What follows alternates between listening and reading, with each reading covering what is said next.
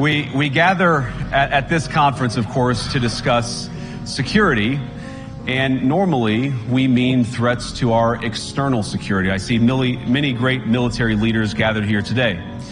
But while the Trump administration is very concerned with European security and believes that we can come to a reasonable settlement between Russia and Ukraine, and we also believe that it's important in the coming years for Europe to step up in a big way to provide for its own defense. An act of bipartisanship. The one thing that Republicans, that I think we got really wrong in the last few years is the anti-Hunter Biden stuff. I want to go hang out with Hunter Biden. I mean, I may be the only Republican. That dude, I would bet $100 that Hunter Biden is voting for Donald Trump for president. I might bet $20 on his dad voting for Donald Trump for president. He was not combative about it. That's the most important thing about JD Vance is whenever he talks about any problem, he's so reasonable.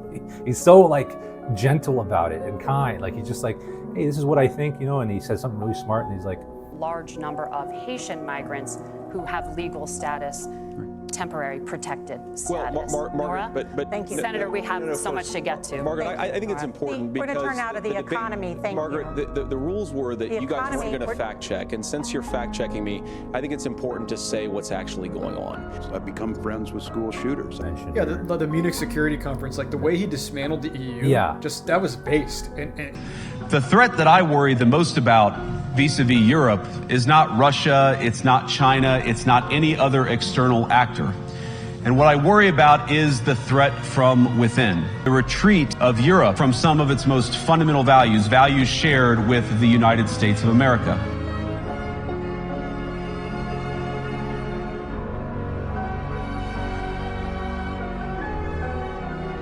You want to be able to teach her.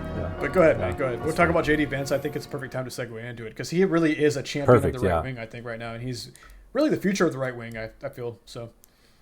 Yep, I agree. So I want to toot my own horn a little bit because nobody else is going to do it because we only have 25 subscribers. 27. But basically, 27. Okay. Anyway.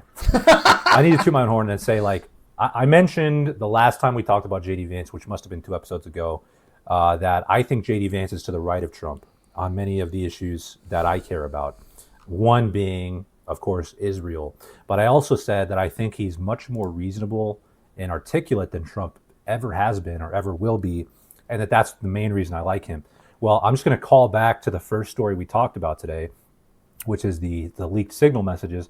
One of the messages we didn't talk about, but it does exist, and again, we can maybe put it up now. You can see that the only person in the group, so there's there's 18 members of that chat. They're not all active, but there's 18 people there. The only person in the group who even pushes back against the idea of hey, why exactly are we doing this? Why is there military involvement against the Houthis to begin with? Is that really a good idea? Does this fit with Trump's messaging and what the base wants and why we're doing this? JD Vance is the only guy that actually came up and said that, which made me love the guy even more because I think that my sentiment of him is right. And I think we're going to see that revealed more and more, that Vance is the leader that I would pick for myself. Trump is the guy I'm settling with. I like Trump. I do like him, but I'm just saying he's not, I wouldn't have designed Trump in a laboratory, right? Whereas Vance, I honestly might have. I don't know who, we'll learn more about him and nobody's perfect, but in terms of just being able to speak, being able to really dig into the right, correct course of action and articulate it well. And even the way he pushes back, he's not being a stick in the mud. He's not banging his fist on the table and saying, hey, I need this thing's my way. He knows his place. He's not the number one guy. He's playing his role, which I want him to do. Right now, Trump is the leader. And Vance realizes that. And although he has disagreements with him, he's still willing to fall in line in the hierarchy and say, hey, you're the leader. We're going to do whatever you say. But here's my opinion. That's the people that you want Trump surrounded by. Any leader, you want him surrounded by people who are just like that. Hey, I don't agree with you. Here's what I think, but whatever you say, we're going to do it. And we're a team and we're going to do it together, right? Vance really impressed me there. And I also like the fact that he was openly praying for victory, right? But that's sort of my hyping Vance up right now. But what do you have to say about him? I mean, that's why I think he's the leader, the future leader of the Republican Party. And it's one of the main reasons why I do kind of hope that Trump sort of steps out of the way in 2028 and doesn't attempt a third term, because I want Vance to have 40 terms. You know what I mean? As of right now. Right. Anyway, maybe I'll change, but right. And we can skip kind of the background, because we don't need to repeat like what Vance did growing up. Like, that's a boring thing. Right. I mean, we get it. That's part of the equation, Right. but I don't care about that. Honestly, I just don't. But you know, he had his thing, and you know, he did his little Peter Thiel stint, and you know, he was in the military as a journalist and etc. That's it. Well, that's all we're gonna say. But now, you know, he's vice president. He's doing his thing. And the thing I like about Vance is I didn't know much about Vance until they tried to smear him. And the things they tried to say about Vance, I was like, oh, I like that if he said that. But of course he didn't. Of course it was a smear, so he didn't really say that stuff. But then he leaned into it in some ways. So it's sort of like, yeah, okay. And let me just jump right into the meat and potatoes of this. Vance was criticized by Vox or what have you by saying, I'm going to get in trouble for this, quote, let's give votes to all the children in this country and give control of those votes to the parents.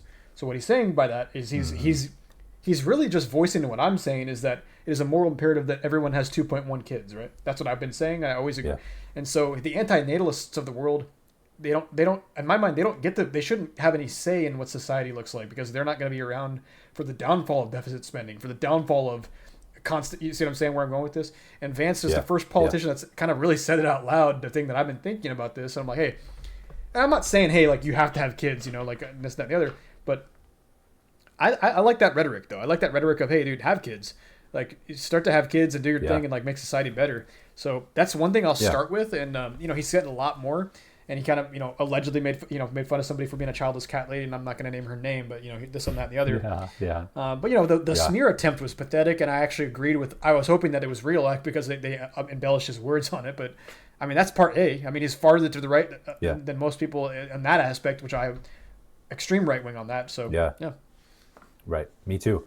Yeah, no, he's much closer to the average person. It's funny because I think that the current their current Republican establishment is not far right enough, even for the average American person, right? And I mean, you know, we can appeal to polling data, which would sort of contradict me there. But so here's why I'm saying what I'm saying, is that polling data is, I think, almost always misleading, especially when you poll on like certain issues, like the issue. So you might ask, for example, should the United States fund the Department of Education? Right. Okay. A very meaningless question to the average person, because the average person has no idea what the Department of Education even does. Actually, Tony and I were talking right before the podcast, like, do you even know what that department does? So we tried to look it up, and really, nobody really knows. Right? There's not a clear. Well, yeah, go ahead. Baked into the question is the Department of Education, just the name of it. It's like the USA. Yes, it's exactly. It's like, oh, we should fund that. Yeah, it's Department of Education. So education, yeah, we should fund that. Yeah, that's what you may think. We should fund education. That in their heads, it's going to be, we should fund education. Yeah. Without that, we won't have any education. Well, of course we need education. I believe in that. Oh, I support it. Like that. That's how the average person thinks about this. When Tony and I hear Department of Education, I'm not thinking without this we have no education. I'm thinking, yeah, this is probably some, you know, a crock of shit like government agency with a stupid name. I can tell right off the bat the name is like red flags. Department of Education. Okay, so that means you probably make education worse in a number of ways. Yeah. I don't really know what that is, but I guarantee you're meddling. You've come up with stupid policies that hurt people, and I also know that our public schools are trash. So you're probably directly contributing to that. That's what I hear when I think Department of Education. And I guarantee you that getting rid of the Department of Education would not in any way negatively impact our ability to educate our students. In fact, I'm quite certain it would help a lot. So that's another story. But anyway, that's my attack on polling data. So I think that JD Vance, in terms of, and he'll prove this in my view, if 2028 comes and he's running, which I'm certain he will be, he'll prove this to the American people. And he sort of gave a flash of it during the vice presidential debates. He knows the average person's mind. Like he's really a very good representative of us just ideologically. And he'll be able to do the important thing that a politician is supposed to do, which is, here's a complicated problem. Let me simplify it to you, but not in a way that's like I'm lying or trying to lead you down a path. It's, here's the truth, right? Like, you may not understand that the Department of Education is a crock of shit. You may not know that. But let me try to explain to you in a smart way, in a way that's relevant to you, why it is and why we need to cut it. Nobody would be able to make a case like that better than JD Vance, right? And he can do that on almost any issue. I've heard him talk about anything. He's always doing that. He did it in the Signal group, right? He very clearly cuts to the heart of, this is my objection to this, and it's a smart objection, and it's one I agree with, and he explained it well, and he also was not combative about it. That's the most important thing about JD Vance, is whenever he talks about any problem, he's so reasonable. He's so like gentle about it and kind. Like, he's just like, hey, this is what I think, and he says something really smart, and he's like, and that's what we should be doing, right? But it's not combative, it's not mean, he's not a bully like Trump is, and I like Trump. I think it's funny he's a bully, but JD Vance doesn't have that in him, and that's really just going to make him even more popular. So yeah, that's where I see him. I agree 100% on that. And I think a lot of the smear campaign, again, like they try to smear him, and they can't, because he is not a bully.